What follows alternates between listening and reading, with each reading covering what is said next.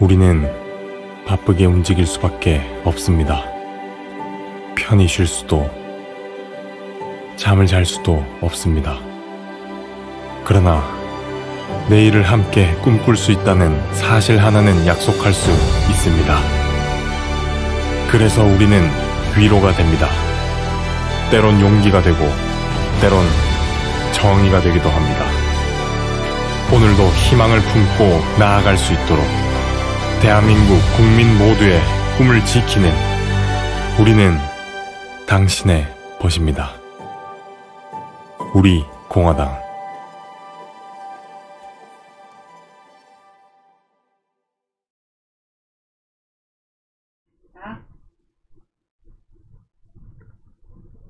우리 공화당 당원동지 여러분, 그리고 애국 국민 여러분, 반갑습니다. 일주일 만에 또 찾아뵙는데, 사실 저희 당의 사정을 또 전국이 돌아가는 걸 이미 들으셔가지고 아실 테지만, 더불어민주당과 그 다음에 사실은 거기에 부역하고 있는 국민의힘당이 사실은 많은 악법들을 통과시켰습니다. 사실 이 강의를 통해서 우리 동지 여러분께 이게 악법이다, 정말 악법이어서 통과되면 안 된다 라고 했던 많은 법들이 통과가 됐습니다. 대표적으로 국가정보원법이라든지 이런 법도 통과가 됐고, 그리고 노동조합 관련 법도 통과됐고, 그래서 또 경제 3법이라고 하는 이 우리 경제의 근간을 흔드는 법도 통과됐고, 그래서 어떻게 말하면 제가 통과돼서는 안 된다라고 이야기했던 많은 법들이 통과됨에 따라서 사실은 어떤 면에서 좀 참담하기도 하고 그렇습니다. 근데 어떤 간에 우리는 그 더불어민주당과 국민의힘당이 어떤 간에 통과시킨 여러 법들의 우리가 본질적인 내용을 알고 그러면 앞으로 대응 방안을 적절히 강구해 나가야 될 거라고 생각합니다. 오늘 아마 이 강의 제목을 보시면서 좀 의아하다는 생각이 드셨을 겁니다. 왜냐하면 사실은 민주시민교육지원법안이라고 하는 게 발의가 됐는데, 이 법안이 어떤 의미를 갖는가, 물론 이 법안을 알고 계시는 분도 간혹 있을지 모르겠지만 실제로 이건 굉장히 중요한 내용을 담고 있는데, 지금까지 너무 중요한 악법들이 많아가지고 그 분야에 관심을 가지다 보니까 실제로 이 법안에 대해서는 제대로 관심을 기울이지 못한 측면이 있습니다. 그래서 이 내용을 오늘 말씀드리도록 하겠습니다. 하여튼 지금 이 민주시민교육지원법안이라고 하는 것은 지난달 11월 27일 더불어민주당의 한병도 의원을 포함한 12명의 국회의원이 발의한 겁니다. 12명의 국회의원이 발의했는데, 근데 이 법안 자체는 사실은 그 깊은 내용으로 들어가 보면 정말 심각한 내용들이 굉장히 많이 있습니다. 먼저 말씀드리고 싶은 건 뭐냐면, 우리 동지님들 잘 아시겠지만 특히 자라난 청년 세대들에게, 학생들에게 실제로 교육이라는 게 굉장히 중요한 의미를 갖는다. 그리고 그 교육이 잘못됐을 때 그 폐해라고 하는 게 그냥 그 교육을 받은 사람이 평생 동안 그 폐해에 시달릴 수가 있는 그런 정말 장기적으로 굉장히 부정적인 효과를 미친다는 거, 정교조 교육 같은 것을 통해서 잘 아시죠. 자, 그런데 사실은 우리가 정교조를 우리가 대한민국을 사실은 망치는 그런 교육을 하고 있는 주요한 세력이라고 생각을 하지만, 사실은 이 민주시민교육지원법안이 담고 있는 내용은 사실은 전교조의 폐해를 넘어서는 내용을 가지고 있습니다. 전교조라고 하는 것은 기본적으로 기존의 학교죠. 학교, 초, 중, 그럼 고등학교, 그리고 대학 같은 경우는 전교조가 아니고 이제 교수노조 이런 쪽인데, 대학에서는 영향이 그렇게 크지 않습니다. 근데 초중고의 경우에는 정교조의 영향이 굉장히 크죠. 그런데 그럼에도 불구하고 이 초중고 교육에 있어서는 이른바 교육의 정치적 중립성이란 이유로 사실은 노골적으로 정치 교육을 하기가 굉장히 어렵습니다. 좌파 세력들이 볼 때는. 하여튼 뭐 물론 이제 뭐 연수능에서도 그런 문제가 나타났지만 하여튼 굉장히 좌편향된 교육이 실시가 되고 있긴 하지만 교과서도 그렇게 구성이 되고 이렇게 되어 있긴 하지만 근데 정말 이것을 노골적으로 편성시킬 수는 없습니다. 사실은 교과서에 그런 완전히 좌편향적인 색채를 띠는 교과목을 개설하는 것도 사실 어렵죠. 근데 그래서 역사 왜곡을 하면서도 좌파들이 하면서도 어차피 국사라는 과목을 통해서 할 수밖에 없는 거죠. 그런데 그 국사 과목의 내용 속에는 물론 좌파들이 추구하는 뭐 그런 내용들이 많이 들어가 있지만은 과목 자체는 국사라고 하는 과목이 될 수밖에 없는 거죠. 자, 그래서 실제로 정교조가 그 학교 교육에서 실제로 그 자기들의 어떤 그 좌편향된 교육을 실시하는 데는 여러 가지 제약이 있는 거죠. 자, 그런데 이제 이 교육지원법안이라고 하는 이 법안은 바로 뭐냐면 1차적으로 학교 자체는 교육의 정치적 중립성 때문에 좌파 교육을 노골적으로 실시할 수 없으니까 이걸 다른 교육기관을 통해서 다른 교육기관 그 나중에 말씀드리겠지만 그 민주시민교육기관이라는 기관을 만들어 가지고 거기서 실시하는 겁니다. 그래서 실시를 하고 그 다음에 이것이 나중에 학교로 침투될 수 있도록 그런 통로를 만드는 거죠.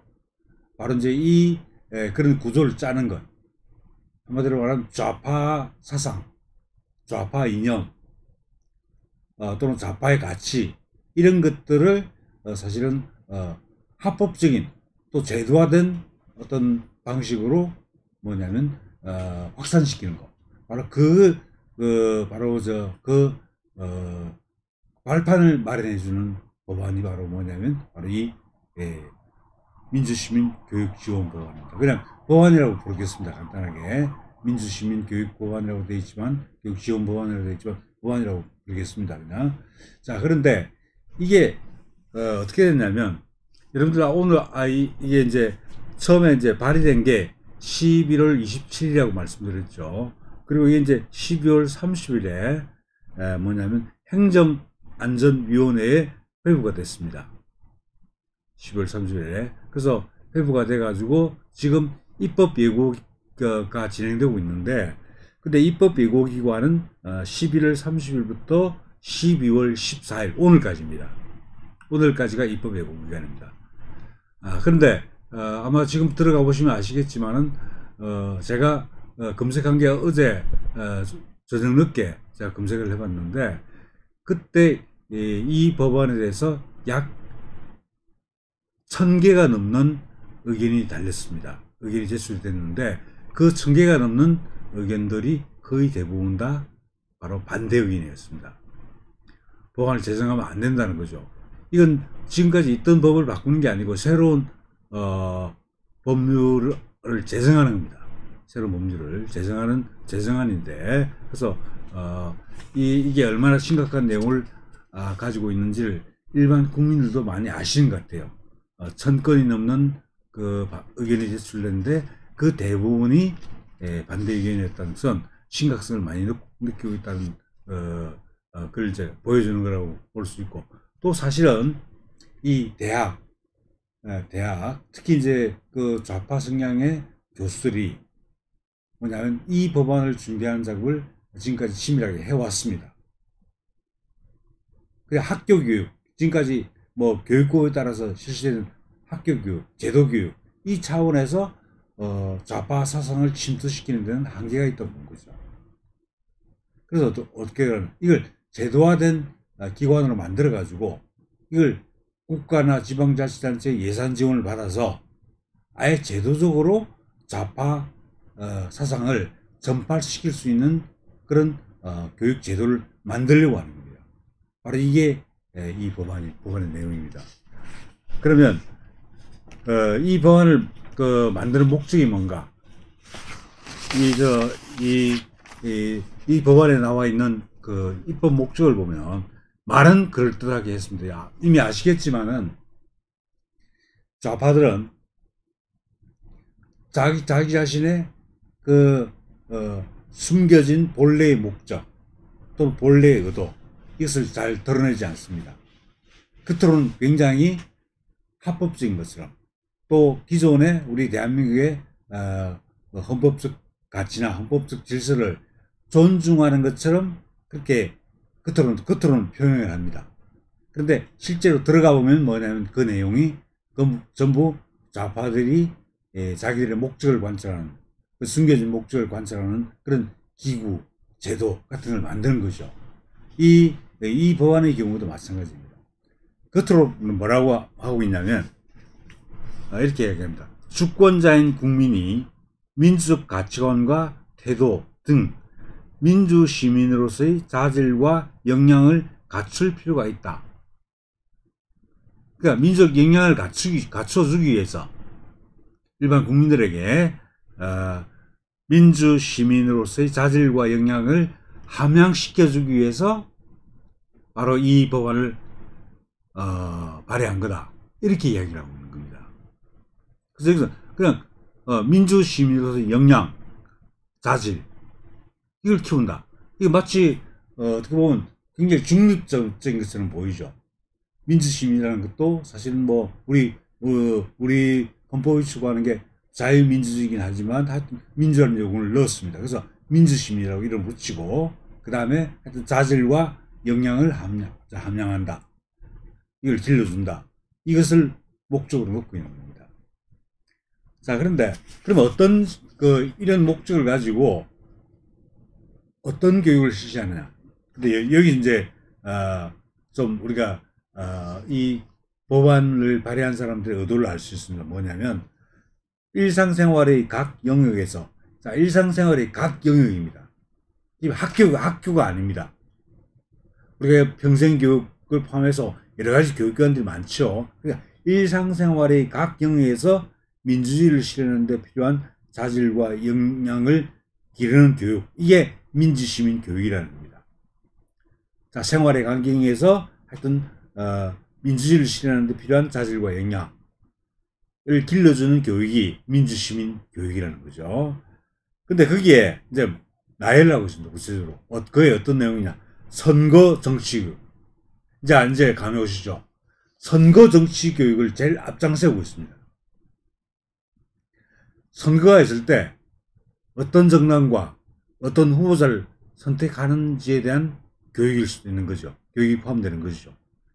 물론 그렇게 노골적으로 표현을 하진 않을 수도 있지만 하여튼 선거, 그 주권자로서의 국민이 선거에서 어떤 정당을 선택하고 어떤 후보자를 선택해야 되는지를 교육한다는 겁니다. 그러면 이들이 만드는, 이 더불어민주당 국회의원들이 만드는 그 교육은 뭐겠습니까? 바로 좌파 정당을, 그리고 좌파 정당이 그 공천한 후보자를 찍도록 교육한다는 거죠. 근데 그런 편향적인 이야기는 빼고 그냥 선거 정치 교육. 자, 그러니까 하여튼 이 민주 시민 교육이라고 하는 것이, 민주시민 교육이라고 하는 것이 뭐냐?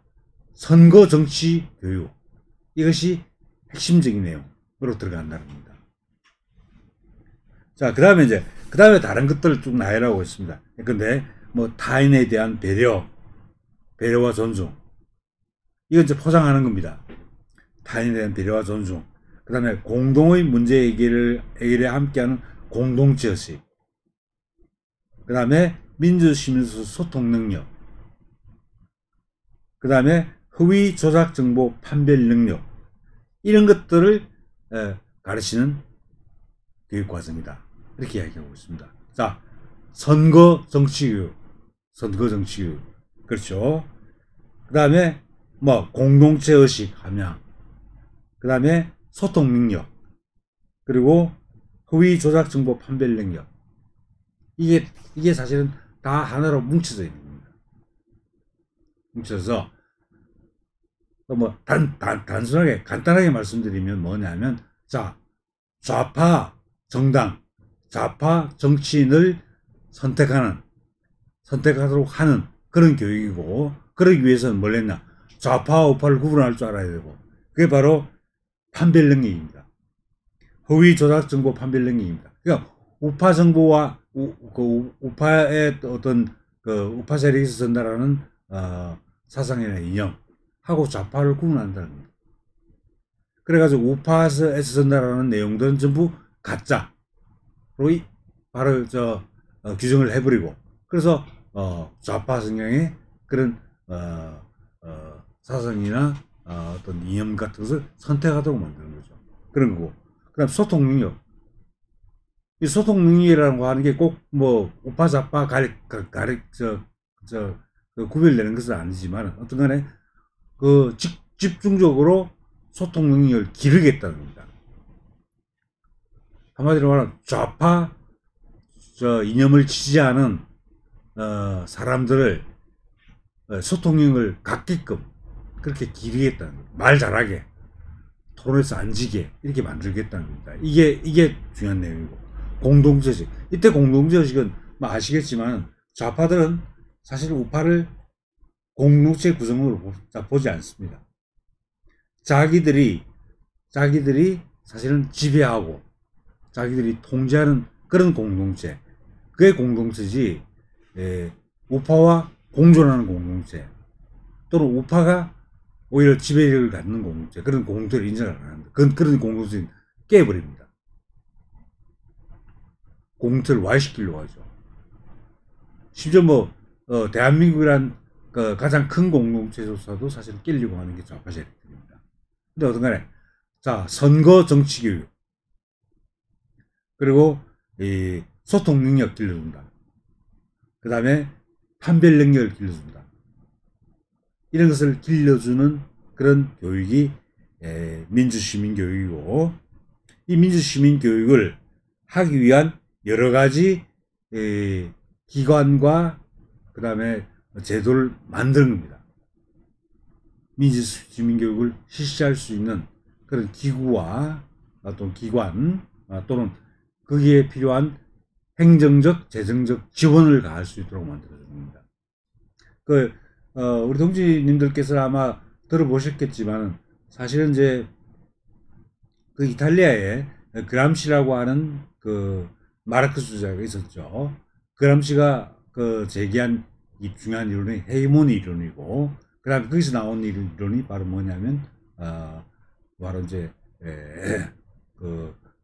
전격전에 대비한, 전격전과 구별되는 진전을 얘기했죠. 그래서 그 당시에 그게 그람시가 이야기했던 헤게모니가, 그 공산주의자들은 이 자본주의 사회를 공산주의 사회로 만들기 위해서 어디로 들어가야 되느냐, 교회로 들어가고 학교기관에 들어가고 그 문화단체에 들어가고, 이래가지고 기본적으로 그 문화적 영역에 있어서의 헤게모니를 지는 것이 중요하다라고 하는 이론을 제시했던 게 그람시입니다. 그래서 실제로 정교조나 이런 것들도 사실은 또는 그 좌파 성향의 종교인들, 이런 사람들이 하고 있는 역할이 바로 뭐냐면 그람시 이론에 따르고 있는 거죠. 자, 그런데 그 교육이라는 요소를 지금까지 제도화된 교육, 제도교육이죠. 학교교육, 이걸 중심으로 이제 좌파 후속세대, 좌파 후속세대를 양성하려고 했는데, 그게 아까 말씀드린 대로 한계가 있습니다. 일정 부분. 물론 정교조 중심으로 굉장히 많은 배단을 낳고 있긴 하지만, 하여튼 그건 한계가 있다고 보는 거죠. 그러면 이제 새로운 교육기관을 사회 곳곳에 만들자는 겁니다. 기존의 학교가 구별되는 새로운 교육기관을 사회 곳곳에서 만들어가지고, 그걸 국가 예산으로 지원해가지고 그 좌파 후속세대를 양성하자는 겁니다. 바로 이와 같이 좌파들이 그 좌파 후속세대를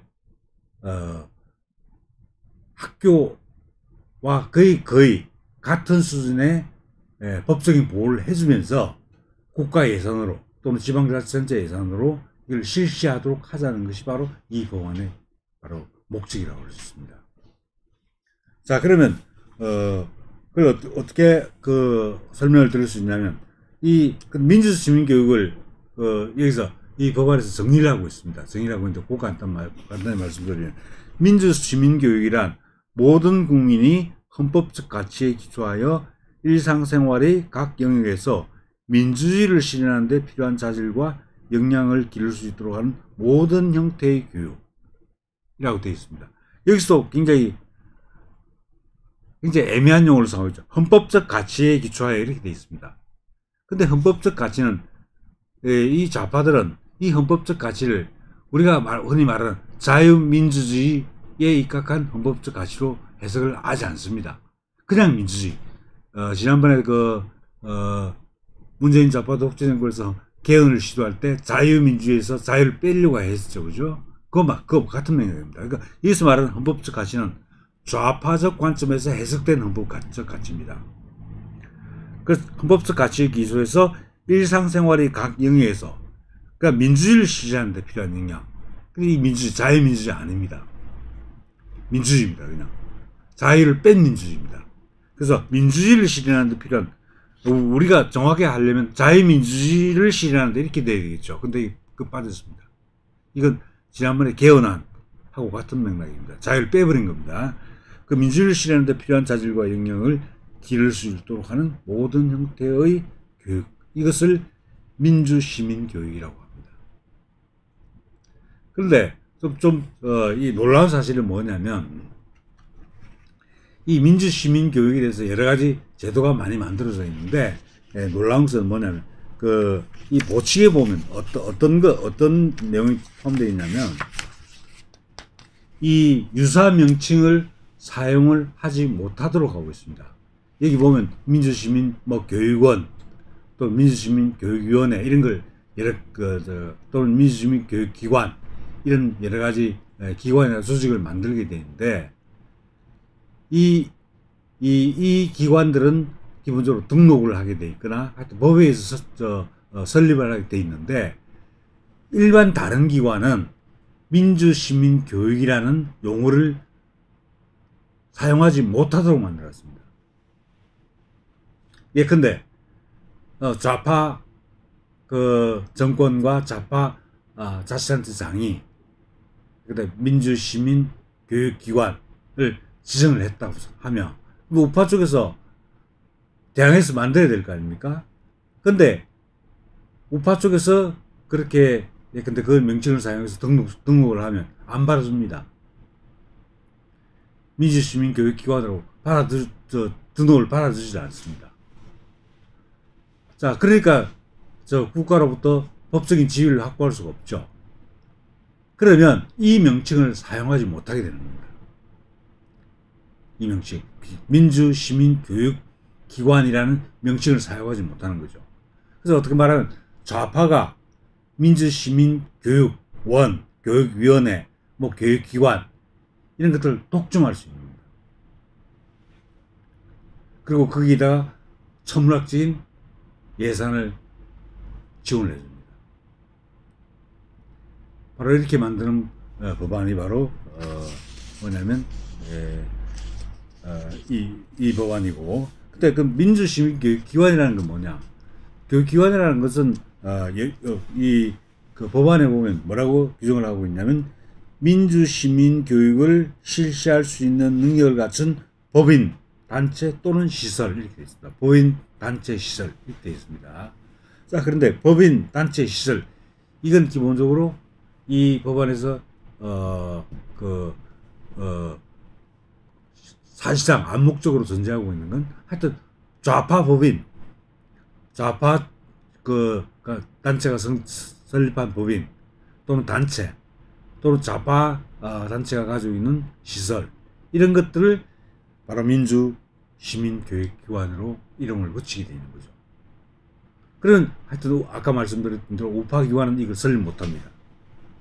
유사 명칭을 사용하지 못하게 되어 있기 때문에 하여튼 그래서 민주시민교육이라는 이름을 가지고 좌파들이 독점적 지위를 누리고 국가 예산을 받아서 교육을 하겠다는 겁니다.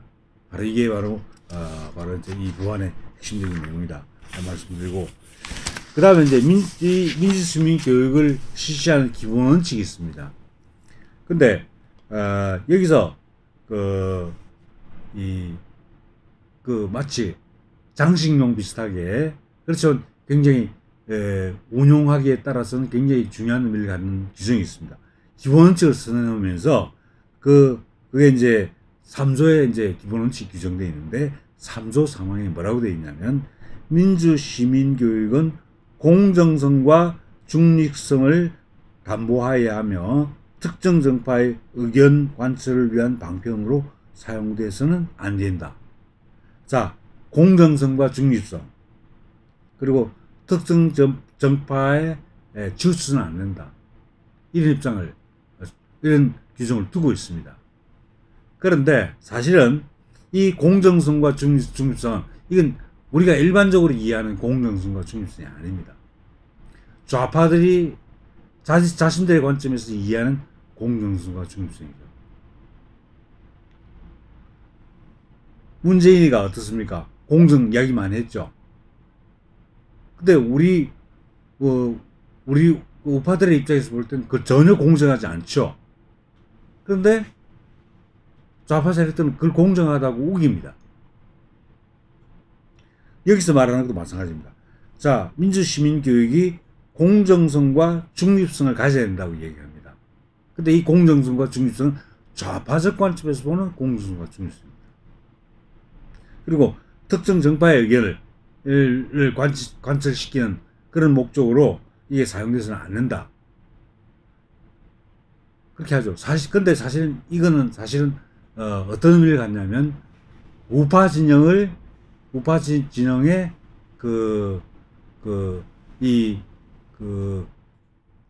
교육기관, 민주시민 교육기관 신청, 이런 것들을 거부하기 위한 바로 명분, 근거조항입니다. 좌파 단체들이 하면, 근데 민주시민 교육기관 신청을 하면, 등록 신청을 하면 그때는 받아줍니다.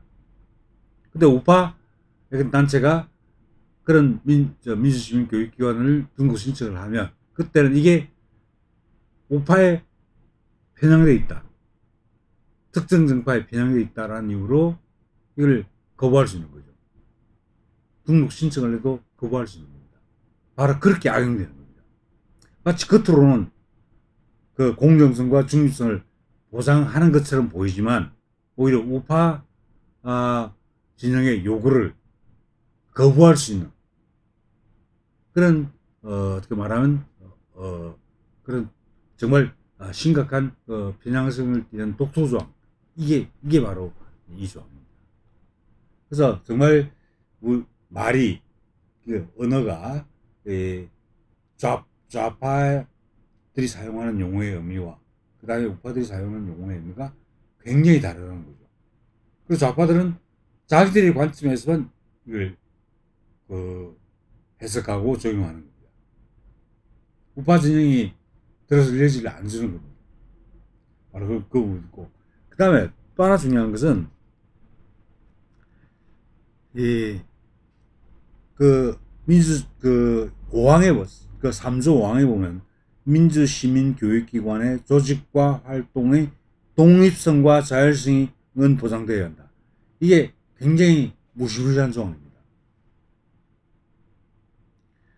민주시민교육기관의 조직, 일단 등록이 됐죠. 그리고 실제로 운영을 하죠. 그러면 그때는 독립성과 자율성을 보장해야 된다는 거죠. 일단 좌파 정권이, 좌파 지방자치단체가 일단 민주시민교육기관으로 등록을 해놓으면 그러면 그 조직의 독립성과 자율성을 보장해야 된다.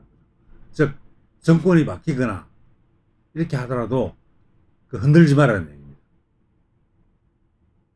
흔들지 말라는 얘기죠. 그래서 실제로 이 독립성과 자율성이라고 하는 것이 실제로 뭐냐면, 정권이 바뀌더라도 계속 자기들이 그 지위를 유지할 수 있는 민주 시민 교육이라는 이름으로 좌파 교육을 할 수 있는 그런 조직을 그대로 유지할 수 있는 바로 근거가 되는 것이 바로 이 독립성과 자율성입니다. 실제로는 독립성과 자율성이 아닌 거죠. 그러니까 예속성입니다. 그렇지만 어떤 간에 자기들이 뭐냐면 일단 이 교육기관을 장악하고 나서는 교육기관을 내놓지 않겠다는 뜻입니다. 왜? 자율성과 독립성이 보장되니까 내놓을 수 없다는 거죠. 우리 간섭하지 말라는 얘기입니다. 이렇게 굉장히 필요에 따라서 써먹을 수 있는 그런 내용들을 마치 굉장히 중립적인 것처럼 하면서도 실제로 굉장히 편리하게 편의적으로 이용할 수 있는 조항들을 넣는 겁니다. 그래서 아까 말씀드렸다시피 바로 이제 공정성과 중립성, 독립성과 자율성, 뭐 좋은 말 다 갖다 놓은 것처럼 보이지만은 실제로는 그건 좌파 관점에서 해석된 편향된 공정성과 중립성, 편향된 독립성과 자율성입니다. 이 내용입니다. 자, 그리고 이제 이 기본원칙은 이제 형식적으로 아까 그런 걸 내세우고 있지만 실질적으로는 좌파들이 장악하겠다는 거죠. 그 다음에 이제 이 법안에서는 국가와 지방자치단체의 책무를 규정하고 있습니다. 근데 가장 중요한 것은 이 국가와 지방자치단체는 일단 민주시민교육을 활성화시켜야 된다. 활성화시켜야 된다. 그래서 도와주라는 얘기입니다. 민주시민교육을. 좌파 교육을 도와주라는 겁니다. 활성화해야 된다는 겁니다. 그게 국가의 책무입니다. 국가와 지방자치단체 책무입니다. 두 번째는 전문 인력을 체계적으로 양성하라는 겁니다. 돈대 줘서 전문가를 양성하고 이 사람들을 활용해 가지고 교육을 실시하라는 겁니다. 한마디로 말하면 그 좌파 학자들 포함해서 좌파 학자들이 많죠. 그런 사람들을 전문적으로 데려와서 키우고 그 사람들이 나가서 교육 현장에서 교육을 하고 또 그래서 후세대를 또 양성하고 이런 재생산 구조를 갖추려고 하는 겁니다. 하여튼 전문 인력을 양성해라. 뭐 전문 인력은 다른 거 아닙니다. 좌파 학자들, 좌파 교육자들 키우라는 얘기입니다. 좌파 학자들, 교육자를 키워야 됩니다. 그게 국가와 지방자치단체의 책무라는 겁니다. 그 다음에 이제 진짜 핵심적인 내용이 뭐냐. 이 국가와 지방자치단체는 이 민주시민교육을 활성화하는 데 필요한 행정적, 재정적 지원을 하라는 겁니다. 그냥 재정적 지원, 예산 주라는 얘기죠. 근데 예산만 주는 걸로 그치는 게 아니고 행정적 지원까지 하라는 얘기입니다. 행정적 지원도 여러 가지 도움을 주라는 얘기입니다.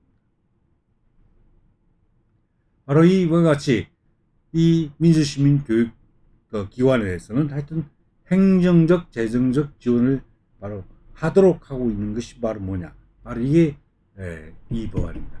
어떻게 말하면 이 행정적, 재정적 지원을 기반으로 해서 전문가도 양성하고 그 다음에 하여튼 민주시민교육을 활성화시킨다. 그런 게 되겠죠. 그러니까 어떻게 말하면 예산 빼먹기입니다. 예산 빼먹기죠. 이 법 통과되면 하여튼 여러 가지 기관들을 만들어내는데 그럼 그 기관들을 설립하고 운영하는데 굉장히 많은 예산이 들어갑니다. 그 예산을 전부 국가나 지방자치단체로부터 받아내라는 거죠. 그래서 좌파 학자, 좌파 교육자들 불러 모아서 교육시키고 또 양성하고 이렇게 해서 좌파 사상, 좌파 이념을 이 사회 각 영역으로 확산시켜야 된다라고 보는 게 바로 이 법안입니다. 정말 이게 심각한 내용을 담고 있는데, 자, 그런데 이게 얼마나 치밀하게 하게 되어 있냐면, 일단 이 민주시민교육은 어떻게 추진하게 되어 있냐면, 기본 계획을 먼저 세우고 그리고 시행 계획을 세우게 되어 있습니다. 그럼 기본 계획은 뭐냐? 행정안전부 장관입니다. 교육부 장관이 아닙니다. 행정안전부 장관. 행정안전부 장관은 뭡니까? 전 행정기관을 사실은 통할하는 그런 장관 아닙니까? 그러니까 행정안전부 장관이 뭐냐면 이 기본 계획을 세워가지고 3년 단위로 이걸 기본 계획을 수립해야 된다고 되어 있습니다. 3년 단위로 수립해야 된다고 되어 있고, 그리고 기본 계획에 들어갈 내용들은 뭐 여러 가지 복잡한 내용들이 많이 있습니다. 그 기본 목표, 추진 방향 이런 거, 그 민주시민교육의 기본 목표가 뭐냐, 추진 방향이 뭐냐, 그 다음에 전문 인력을 양성하는 계획은 그건 뭐냐, 그리고 교재나 여러 가지 매체 활용에 관한 사항들, 어떤 교재를 선택하느냐. 그렇죠. 당연히 바로 짐작하시겠지만 좌편향 그런 학자들이 또는 교육자들이 지은 책을 교재로 선택하겠죠. 그런 교재 활용 계획. 그리고 이제 그 교육센터를 이제 설치하게 되는데 교육센터의 운영에 관한 사항, 이런 것들, 그 다음에 행정적, 재정적 지원에 관한 사항, 이런 사항들을 다 포함하고 있어야 됩니다. 그래서 종합적으로 민주시민교육에 관한 기본적인 사항들을 전부 담고 있는 그런 계획을 세우라는 겁니다. 3년마다 한 번씩 행정안전부 장관이 3년마다 한 번씩 그런 기본 계획을 세우라는 겁니다. 근데 그것만으로 끝나는 게 아니고, 일단 행정안전부 장관이 기본 계획을 세워놓으면 그럼 이제 시도지사는 어떻게 했냐, 그 기본 계획을 시행하는 시행 계획을 세워야 됩니다. 시행 계획을 세워야 되는데, 그래서 그 기본 계획에 따라서 각 시도마다 그게 맞는 시행 계획을 세워야 됩니다. 시도지사가 정말 치밀하게 가고 있는 겁니다. 지금 어떻게 말하면 교육부 장관에 의해서 우리 기존 학교 교육이 전부 이렇게 통할이 되게 돼 있죠. 바로 그 교육부 장관이 학교 교육을 기본적으로 통제한다고 한다면, 이 민주시민교육은 행정안전부 장관이 그 관련된 교육관들을 전부 통할하는 겁니다. 통제하는 겁니다. 그러니까 교육이 어디로 넘어가냐, 기존에 우리가 초중고 이 학생들의 교육이 아니고 이건 일반인들을 대상으로 하는 교육입니다. 일반 국민들을 대상으로 하는 교육입니다. 근데 그걸 이 기본 계획에 또 시행 계획에 따라서 조직적으로 체계적으로 시행하라는 겁니다. 이게 바로 이제 민주시민 교육이라는 게 어떤 업무를 자신은 감추고 있는지를 볼 수 있는 거죠. 하여튼 행정안전부 장관이 기본 계획을, 그리고 시도지사가 시행 계획을 수립해서 추진한다. 바로 그 내용이 들어가 있습니다. 그 다음에 여러 가지 조직이나 기관들이 설치되게 되어 있는데, 이 조직이나 기관들 설치되는 것 가운데 제일 중요한 기관이 뭐냐면 민주시민교육위원회입니다. 민주시민교육위원회. 우리 지금 교육위원회가 있죠, 그죠? 그 시도 같은 경우 교육위원회 같은 게 있는데, 이 민주시민교육위원회를 설치를 하게 되어 있습니다. 어떻게 말하면 이 민주시민교육위원회가 민주시민교육에 대한 최고 의결기구라고도 할 수 있는데, 이 민주시민교육위원회를 만들게 되어 있습니다. 근데 이 민주시민교육위원회는 행정안전부 장관 소속으로 만들게 되어 있습니다. 그리고 인원은 20명 이내의 위원으로 구성되어 있는데, 그런데 위원이 될 수 있는 사람은 어떤 거냐면, 첫째, 대통령령으로 정하는 관계부처 차관. 이 차관에는 아마 행정안전부 차관, 그리고 아마 교육부 차관도 들어갈 것 같아요. 일단 이 차관, 그 대통령으로 정하는 차관. 그다음 아시겠죠? 그 다음에 국회에서 추천한 10명. 근데 국회에서 추천할 때는 여당 10명, 야당 10명입니다. 여당 5명, 야당 5명입니다. 그래서 여야 균등하게 5명씩 주게 되어 있는 거죠. 그 다음에 또 이제 민주시민 교육에 대한 학식과 경험이 풍부한 사람, 이런 사람인데, 이 사람을 임명하거나 위촉하는 것은 행정안전부 장관이 합니다. 아까 말씀 차관직 있죠? 차관직은 당연히 당연직으로 들어가는 겁니다. 법률에 의해서. 그 다음에 그 여야 추천위원 같은 경우는 여야가 추천하는 위원으로 구성하는 거죠. 10명, 5명에서 10명. 그 다음에 이 학식과 경험이 풍부한 사람은 그냥 행정안전부 장관이 이런 경험이 있다고, 학식과 경험이 있다고 판단하는 사람을 위원으로 추천하면 됩니다. 위촉하면 됩니다. 그러면 이 민주시민교육위원회가 어떻게 구성되겠습니까? 바로 좌편향 일색이죠. 5명, 야당 추천 5명 빼고는 아마 전부 좌편향 인사들로 구성이 될 겁니다.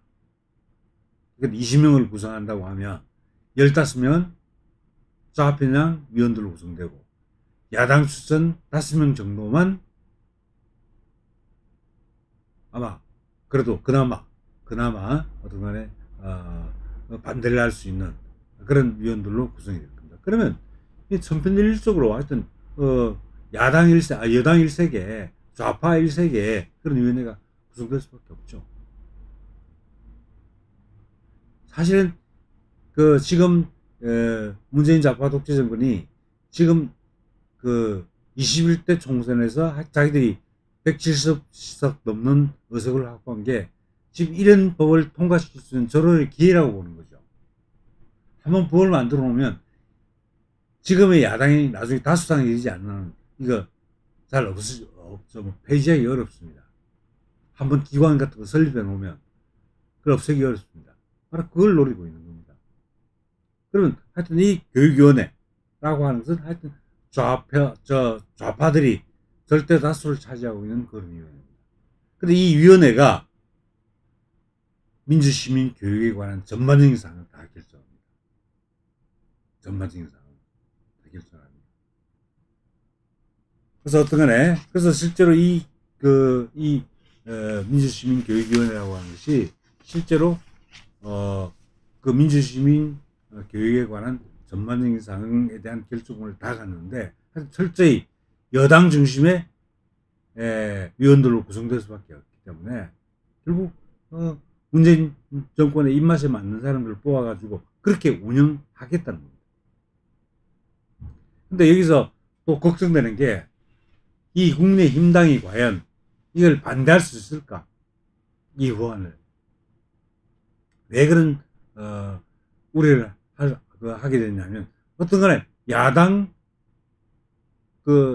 추천할 수 있는 위원회 몫이 있죠. 5명의 위원을 추천할 수 있죠. 이 제법에 빠져가지고 또 이 법을 받아가지고 적어도 막 야당에도 5명의 위원 추천권이 있으니까 그거라도 받자라고 해서 받지 않을까 해서 걱정됩니다. 그러고 사실은 남겠죠. 하여튼 그렇게 됐다는 말씀드리고요. 그 다음에 그럼 이 교육위가 만들어져 있는데, 근데 지역 차원에서도 지금 아까 말씀드렸듯이 그 민주시민교육위원회라고 하는 것은 그 행정안전부 장관 소속으로 설치되어 있는 위원회죠. 근데 또 어떻게 하냐면, 또 시도지사 밑에 또 이걸 설치하게 되어 있습니다. 그래서 그 지역 민주시민교육위원회라는 걸 따로 또 만들게 있습니다. 그래서 이건 명목은 그렇습니다. 하여튼 교육위원회에서 만든 기본계획, 교육위원회에서는 기본계획을 만듭니다. 그 다음에 이제 도지사 같은 경우는 이제 시행계획을 만들죠. 그리고 시행계획을 실시할 위원회가 필요하다. 그래서 지역 민주시민 교육위원회를 따로 만들게 되어 있습니다. 그러니까 중앙에 만들고, 그 다음에 각 자치단체에 또 다 만드는 겁니다. 그리고 그걸 누구를 채우고 있습니까? 좌판서를 채우는 겁니다. 한마디로 말하면 좌파들이 합법적으로 취업하는 거죠. 특권적인 취업의 통로입니다. 그 교육위원회, 그리고 지역교육위원회, 여기에 좌파들이 다 들어가는 겁니다. 바로 그렇게 하고 있다는 게. 그리고 또 하나 중요한 게, 이게 정말 이게 무서운 그 도수적인데 뭐냐면 바로 그런 거죠. 민주시민교육원이라고 하는 일종의 교육기관을 만드는 겁니다. 민주시민교육원이라는 것을 만드는데, 이 민주시민교육원 법인으로 만들게 되어 있습니다. 그리고 이제 원장 1명, 그리고 이제 기타 이제 그 교육원의 구성원들이 이제 원장, 부원장 해가지고 여러 가지 직책, 뭐 실장, 뭐 과장 이렇게 만들어지겠죠. 이 조직이 만들어집니다. 교육원입니다. 그러니까 교육연구기관을 만드는 거죠. 사실은 교육연구기관을 만든다는 것은 막대한 예산이 들어갑니다. 이건 상시적으로 운영되는 기관이기 때문에 건물도 있어야 되고, 그리고 그게 막대한 예산이 들어가게 되고 많은 인력들이 있어야 됩니다. 그럼 이 민주시민교육원이라는 걸 만들어 가지고, 그래서 아까 말씀드린 좌파들 뽑는 겁니다. 원장 뽑고, 부원장 뽑고, 실장 뽑고, 연구원 뽑고, 이 엄청나게 많은 좌파 인력들을 모으는 거죠. 그래서 좌파를 체계적으로 교육 연구할 수 있도록 만들어주는 겁니다. 그래서 그 포장을 어떻게 하냐, 민주시민교육이라는 겁니다. 포장은 그렇게 만들어 놓고 실제는 좌파 사상, 좌파 이념, 좌파 정책, 이걸 교육하는 거죠. 교육하고 연구하는 겁니다. 이게 바로 민주시민교육원입니다. 이걸 국가예산으로 만드는 겁니다. 국가예산으로. 엄청난 큰 건물, 굉장히 많은 인력을 갖춘 그런 공룡 같은 연구기관이, 좌파 전용의 연구기관이 또 만들어지는 겁니다. 좌파는 거기 또 취업하는 거죠. 취업해서 자기들이 하고 싶었던 좌파 연구, 좌파 성향 연구, 교육 마음대로 하는 겁니다. 아마 제 생각에는 아마 거의 공무원에 준하는 신분을 부여하게 될 것 같습니다. 이게 이 원장을 포함해서 연구원 같은 경우는 공무원에 준하는 신분을 부여할 것 같은데, 그러면 합법적으로 공무원 시험 안 거치고 뭐 자기들의 뭐 독자적인 선임 절차에 따라서 연구원 원장 선임하고, 부원장 선임하고, 연구원 선임하고 다 하는 거죠. 바로 이렇게 하여튼 민주시민교육에 관한 연구 개발 사업을 담당하도록 만드는 공룡 같은 기관입니다. 거대 기관입니다. 거대 기관인 민주시민연구원을 만들게 하고 있습니다. 국가예산으로 합니다. 국가예산으로 하게 되는 게 바로 이 문제다, 이 말씀 드리고 싶고요. 그 다음에 이제 뭐냐면, 이제 이제 연구원은 있는데, 실제로 이제 각 지방자치단체별로 뭐냐면, 이게 민주시민교육이라는 것을 실제로 시행하기 위한 그런 일종의 기관이 이제 또 있어야 된다고 보고, 뭘 하느냐면 그 시의 집행기관입니다. 실제로 교육을 실시하는 기관이라고 볼 수 있는데요. 그게 바로 지역 민주시민 교육센터를 둘 수 있도록 되어 있습니다. 각 시도에 지역 교육센터라고 그냥 약식하게 있습니다. 지역 교육센터를 설치하게 되어 있습니다. 이도 마찬가지로 아까 교육원과 마찬가지로 여기도 뭐 건물 또 인력들이 필요하겠죠. 교육센터니까. 그게 좌파들이 다 들어가는 겁니다. 그래서 하여튼 그 시행계획을 실제로 집행하는 그런 기능을 하게 되는 겁니다. 그래서 하여튼 지역 교육센터라는 것을 또 만듭니다. 정말 성성이 많은 기관을 만들죠. 그리고 마지막으로 나와 있는 게 뭐냐면 민주시민교육기관이 있습니다. 근데 이 기관은 그렇습니다. 이 기관은 아까 말씀드린 법인이나 단체 또는 시설 이것들을 말하는데, 이건 뭐냐면 필요한 등록을 신청을 해야 됩니다. 시도지사에게 교육부하고 관계없습니다. 시도지사에게 등록 신청을 해야 됩니다. 근데 그 등록 신청에 관한 사항들은 대통령령으로 정하게 되어 있습니다. 그래서 어떤 사항이 들어갈지 모릅니다. 근데 어떤 간에 시도지사가 뭐냐면 이걸 교육기관으로, 민주시민 교육기관으로 등록을 받아줄 수도 있고 또 아니 거부할 수도 있습니다. 근데 예를 들어서 말씀드리면 이런 겁니다. 근데 제가 인제대학교가 있는데, 근데 인제대학교 평생교육원이 있죠. 그럼 평생교육원을 근데 민주시민교육기관으로 등록을 할 수도 있습니다. 사실은 지금 각 대학들이 지금 특히 이제 이 고졸자들이 인수가 극히 줄어들고 있기 때문에 운영상, 재정상 굉장히 운영에 어려움을 겪고 있습니다. 그래서 그 안에 외부에 어떤 교육 수요를 수렴해가지고 하여튼 그런 평생교육 같은 것을 통해서 일종의 부대 수익 같은 것을 얻으려고 굉장히 혈안이 되어 있습니다. 사실 우리 국내에 공자금 폐도 많이 있지만 국내 중국인들이 많이 들어와 있죠. 그것도 뭐냐면 각 대학의 재정 수입에 상당히 큰 부분을 차지하기 때문에 중국 유학생들을 받는 겁니다. 그런 차원에서 마찬가지로 만약에 민주시민 교육관으로 지정이 되면 사실 예산 지원을 받을 수 있습니다. 그렇게 되면 어떻게 되겠습니까? 그 각 대학들은 서로 받으려고 등록 신청을 하겠죠. 그럼 사실은 대학들이 예속됩니다.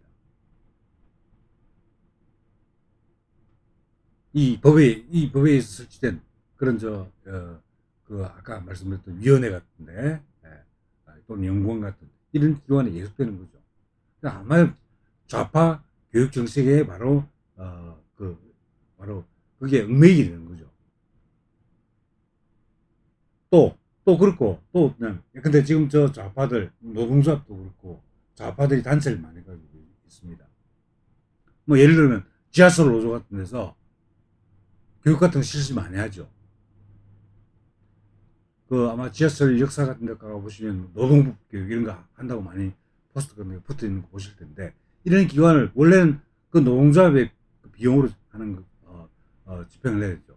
근데 지하철 노조가 만약에 뭐냐면 이런 민주시민교육을 실시하겠다고 하면, 그때는 그 지하철 노조에 대해서 이 민주교육기관으로 등록을 받아줘가지고 그 예산 지원을 하는 겁니다. 그 좌파 단체를 굉장히 많죠. 학술단체도 많이 있을 수 있고, 또 여러 가지 전문성을 하여튼 띄고 있는 그런 좌파 단체도 많이 있죠. 그런 기관들이 전부 어디로 들어갔냐? 민주시민교육기관으로 다 등록을 하는 겁니다. 그럼 바로 행정적, 재정적 지원을 받게 됩니다. 그리고 또 시설도 마찬가지입니다. 시설도 마찬가지. 근데 그런 경우에, 근데 노조 같은 경우에 건물이 있다거나 이렇게 했을 때 그것도 일종의 시민교육기관으로 등록을 해가지고 실제로 거기도 보조금을 받을 수 있습니다. 그러니까 여러 가지 그렇죠. 그러니까 좌파 단체들은 노동조합을 비롯해서 여러 가지 좌파 단체들이 많죠. 그 기관들이 전부 뭘로 지정을 받냐면, 등록을 하냐면 민주시민교육기관으로 등록을 받습니다. 그러면 하여튼 행정적, 재정적 지원이 다 따라붙는 거죠. 그래서 예산 막 퍼주는 겁니다. 근데 우파 단체가 하려고 한다. 아까 말씀드렸던 여러 가지 이유 때문에 안 낸다고 할 겁니다. 정치적으로 편향되어 있다. 그래서 공공성, 공정성, 자율성 이런 거 보장이 안 돼 있다. 이래가지고 뭐냐면 우파 단체들이 하면 등록을 안 받아줄 겁니다. 그래서 좌파 단체들은 하여튼 교육기관으로 등록해서 많은 행정적, 재정적 지원을 받으면서 하여튼 엄청난 교육을 실시할 수가 있고, 교육을 실시합니다. 실제로 강좌 같은 거 합니다. 근데 주민센터 강좌 같은 거 있죠. 그런 강좌도 하고, 여러 가지 여러 형태의 강좌를 합니다. 해가지고 교육을 시킬 수 있습니다. 근데 우파단체는 아예 등록 자체를 못하게 막아버리는 거죠. 그러면 이제는 학생들, 학교 교육을 받는 학생들 차원에서의 좌파, 좌편향된 교육이 아니라, 이제 아예 대놓고 성인교육의 전등력에 있어서도 바로 좌편향된 교육을 합법적으로 실시할 수 있습니다. 합법적으로. 그 주민센터 같은데 가서 합법적으로 교육하는 겁니다. 선거 교육한다는 이름으로, 정치 교육한다는 이름으로 합법적으로 할 수 있습니다. 예산 다 받아가면서. 이제 좌파들 살판 난 거죠. 살판 난 겁니다. 이게 만들어 놓으면 좌파들이 진출할 수 있는 일자리가 너무 많아지죠. 그리고 자기들이 생각하는 또는 뭐 연구한 것을 마음껏 강의할 수 있습니다. 마음껏 확산시킬 수 있습니다. 전 국민을 상대로.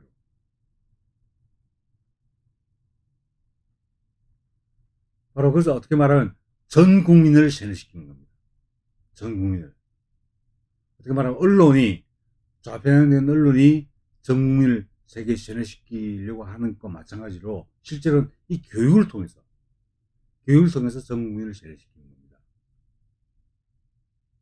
그래서 이와 같이 굉장히 중요한 문제를 점을 안고 있는 게 바로 이 법안인데, 여기서 말씀드리겠습니다. 좀 우리가 쉽게 이해하려면 어떻게 이해하시면 되냐? 좌파들이 지지 잘 안 됩니다. 좌파들 공부 별로 안 합니다. 실력이 없고 뒤떨어지니까 일반적으로 정규 교육 과정에서 교사로 이렇게 진출하기가 그렇게 쉽지 않습니다. 그래서 변들을 떠돌고 있죠. 그럼 이 좌파 이 인력들을 하여튼 그 좌파 정권이 들어섰으니까 이 일자리를 마련해 줘야 될 거 아닙니까? 그러면 하여튼 민주시민교육이라는 이름으로 여러 가지 다양한 기관들을 만들어 가지고 그 기관에 취업시키는 겁니다. 좌파들. 위원회, 연구원, 그죠?